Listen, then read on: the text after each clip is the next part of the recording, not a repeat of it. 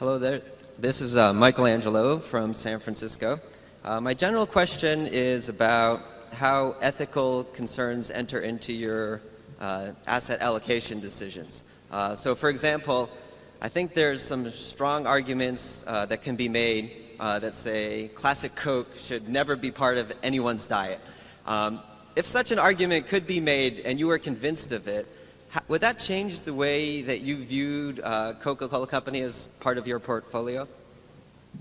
Well, I think that's a hypothetical that simply wouldn't happen. I mean, I've been drinking 5 of them a day, and maybe it's the combination of that and peanut brittle, that does the job, but I just feel terrific.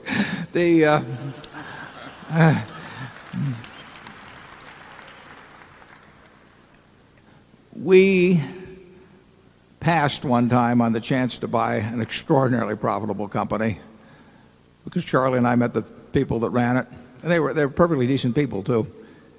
And we went down in the lobby of the hotel that we met them in, and we just decided that in the end we didn't want to be involved in that. On the other hand, I would have bought stock as a publicly traded stock in the same company. Charlie will give you his view on that later. So I do not have a problem buying stock in companies, marketable securities, the bonds of companies in the market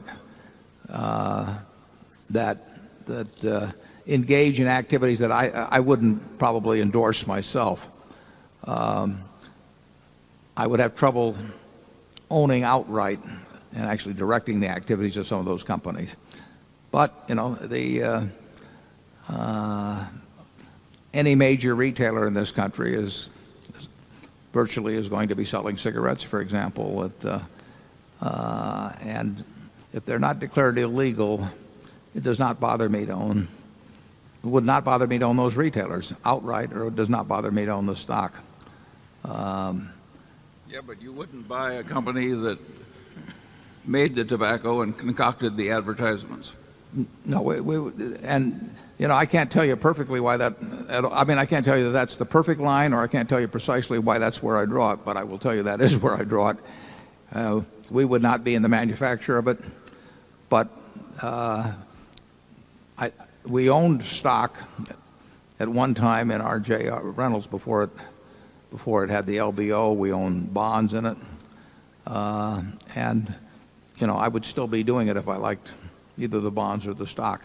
We would not buy the manufacturer. And like I say, we walked on one that and we went down to the hotel to talk about it though too. So you'd have to say that we were thinking about it, but we decided not to do it. Charlie? We didn't think very long. Yeah.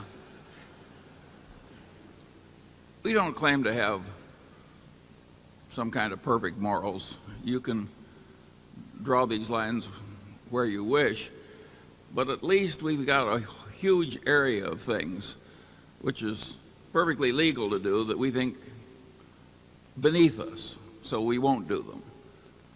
And we see more and more in America a culture where just anything that's unlikely to send you into prison, which looks like it'll make money, is okay. And that is a very bad development.